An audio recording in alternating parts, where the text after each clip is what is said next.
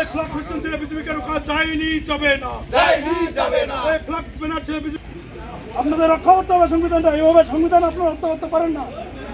আপনারা কথা দেন, আশ্বাস দেন, যারা রাতের অন্ধকারে আমাদের এই ফ্ল্যাগগুলো ছিঁড়ে নিয়েছে আপনারা তাদের অ্যারেস্ট করেন।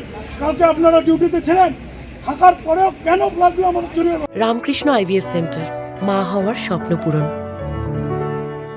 এটা ভারতবর্ষের সংবিধান হতে পারে না। আপনারা সংবিধানের দায়িত্ব নিয়েছেন, আপনাদেরকে সংবিধান রক্ষা করতে হবে।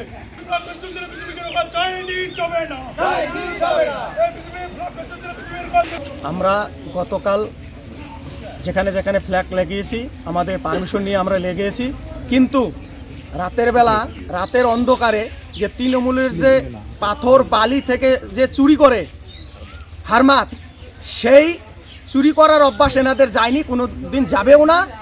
বিজেপির যে ফ্ল্যাগ ফেস্টুনগুলো লাগানো হয়েছিল রাতের অন্ধকারে তৃণমূল চুরি করেছে। কোথায় এটা ঘোড়ামারা বাজার থেকে শুরু করে যে লাল কলোনির মাঠ রয়েছে এবং 37, 36 বুথ এবং 31 বুথ থেকে শুরু করে 35 বুথ রয়েছে এখানে।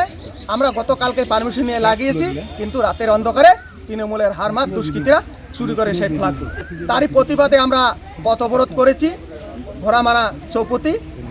আমাদের এই পথ অবরোধ অনির্দিষ্টকালীনের জন্য চলবে, কারণ যতক্ষণ আমাদেরকে প্রশাসনে এসে আস্থানা করবে।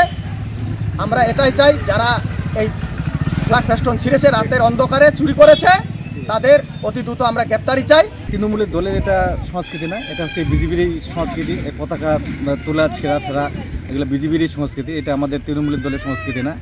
মূলত হচ্ছে কিছুদিন আগে আমাদের তৃণমূলের দলীয় পতাকা ছিঁড়ছিল, হয়তো এটাকে একটা মিডিয়া হাইলাইট হওয়ার জন্য এটা নিজেরাই এটা একটা চক্রান্ত করে এই কাজটা করছে।